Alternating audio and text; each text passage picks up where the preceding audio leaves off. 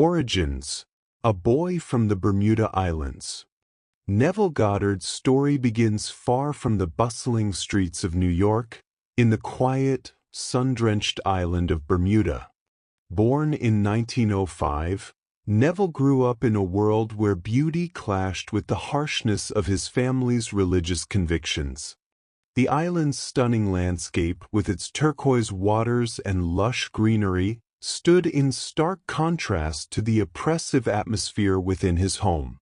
His family adhered strictly to the teachings of the church, and Neville often felt like an outsider, trapped between the world of spiritual dogma and the pull of something greater, something beyond the physical world he knew. As a child, Neville was observant, inquisitive, and deeply introspective.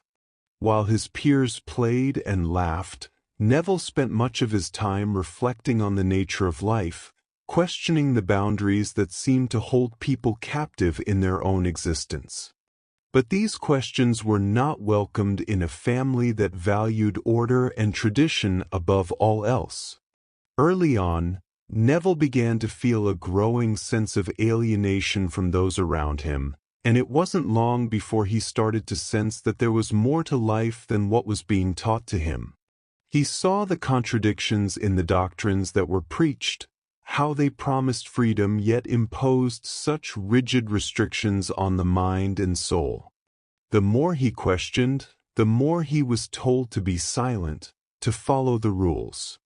But Neville couldn't ignore the stirring in his heart, the whispers of a greater truth that seemed to beckon him.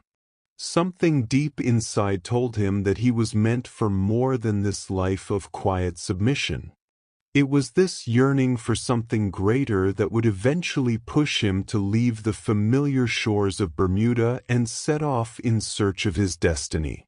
But little did he know, the journey he was about to undertake would not only change his life but would also challenge the very fabric of reality itself. When Neville arrived in New York at the age of 17, he was like many young dreamers, full of ambition and eager to make his mark on the world. He left the warmth of the Bermudian sun behind, and in its place, the cold, towering skyscrapers of Manhattan promised endless opportunity. His goal was clear: to become a Broadway dancer. The city was a melting pot of talent, energy, and ambition, and Neville quickly immersed himself in the world of theater, looking for a way to prove himself. But as the months passed, Neville realized that the world of entertainment wasn't as glamorous as it seemed. There were many talented performers, but few who were truly in control of their destinies. Soon, Neville found himself questioning not just his place in the theater, but his place in life altogether. As he searched for meaning in his struggle to survive in New York, he stumbled upon an entirely different world, one that would forever alter his path. Mysticism, the power of the mind, the idea that thoughts could shape reality. These were the teachings that Neville began to explore, and they resonated deeply with him. He began to frequent the circles of occultists, philosophers, and mystics who spoke of unlocking the hidden powers within the human mind. Here, Neville found something he had been searching for all his life: a system that would explain how the world worked, and how he could take control of his own fate. But as Neville delved deeper into these esoteric practices, he also began to see the dark side of these teachings. While some of his new acquaintances seemed genuinely enlightened, others were manipulative, using their knowledge to control and deceive others.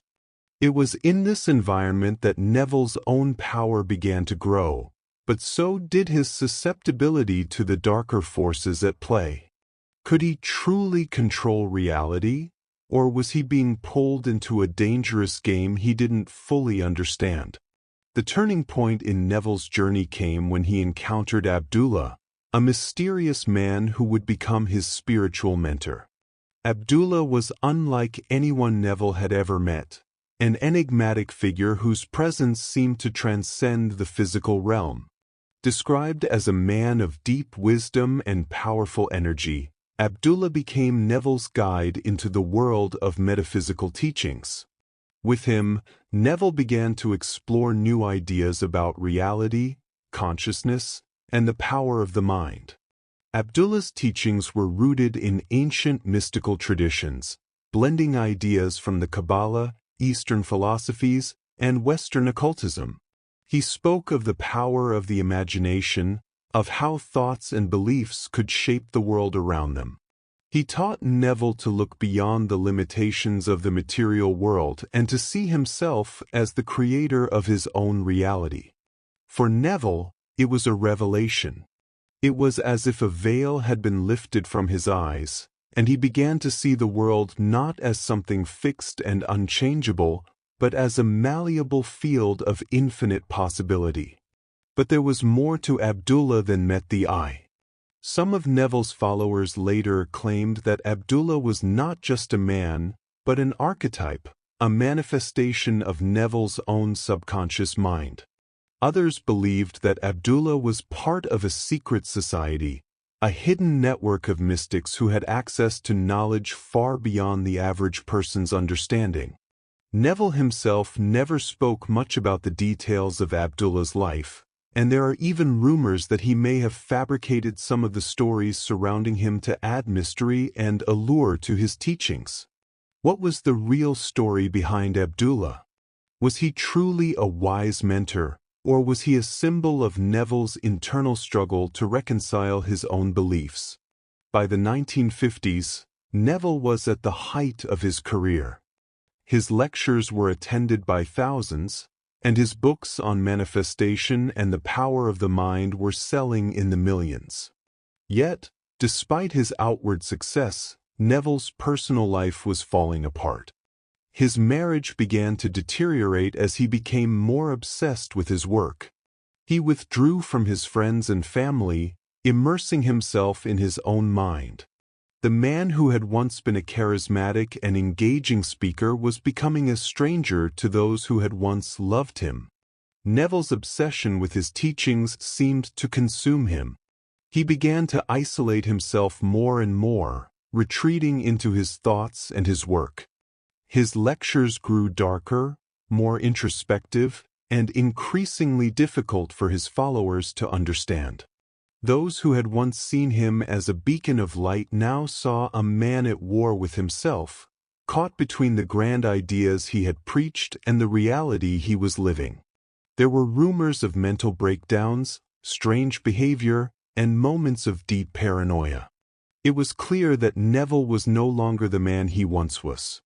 As his isolation deepened, so did the criticisms of his teachings. Some followers began to question the very foundation of Neville's philosophy, wondering if it had led him down a dangerous path. They asked, was Neville truly in control of his mind, or had he lost himself in the very system he had created? His teachings, once seen as liberating and empowering, now seemed to reflect a man who had become trapped by his own beliefs. Neville Goddard's death in 1972 marked more than just the end of a life.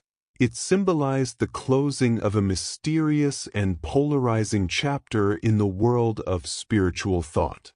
For some, his passing was the loss of a true mystic, a man who had uncovered the hidden architecture of reality. For others, it raised more questions than answers. Who was Neville really? A visionary light ahead of his time, or a man intoxicated by the illusions of his own mind? In the years following his death, a quiet movement began. People around the world didn't just study Neville's teachings, they began to study him. They searched through old letters, rare recordings, scattered biographies. They wanted more than just his lectures. They wanted to understand the contradictions that lived behind his calm, confident voice. How could a man speak with such certainty about the laws of the universe, yet leave behind so few details of his personal life? Why did he withdraw from the public eye toward the end? Was he protecting a sacred truth, or hiding a personal unraveling? Some called him a prophet, a teacher who mastered the art of conscious creation. Others whispered that perhaps he was just a gifted storyteller, one who believed his own fiction so deeply that it began to feel real. There are still claims that he healed lives, restored hope, even altered reality itself, but there are also lingering doubts, quiet questions, and missing pieces in his personal narrative. And so, Neville's legacy remains suspended between reverence and mystery, between those who found liberation through his words and those still searching for the man behind them. Neville Goddard's legacy is a paradox, a blend of brilliance, mystery, and quiet tragedy. On one hand, his teachings on imagination, feeling, and conscious creation have empowered millions to believe in the possibility of shaping reality from within. His words, often poetic and timeless, offer a doorway to self-realization. But on the other hand, the man himself remains a ghost, an enigma, partly revealed, partly imagined. Was Neville truly a master of his own reality? Or was he a seeker like the rest of us, wrestling with the very forces he claimed to command? Did he fully live the truths he taught, or was there a cost hidden behind the curtain of his carefully chosen words?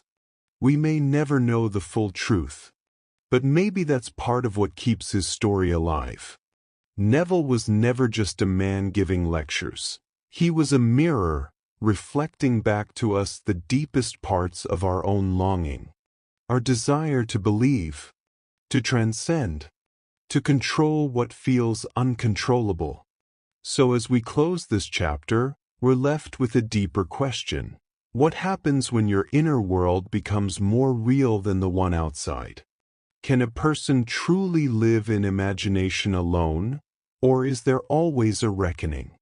Let us know what you think. Was Neville Goddard a misunderstood genius, a modern mystic, or a man slowly consumed by the very ideas that made him great? Drop your thoughts in the comments below. And if this story made you feel, think, or question, subscribe to our channel. We're just getting started uncovering the most powerful and mysterious minds in spiritual history. Don't miss our next video, where we dive even deeper into the hidden lives of icons who changed the way we see reality.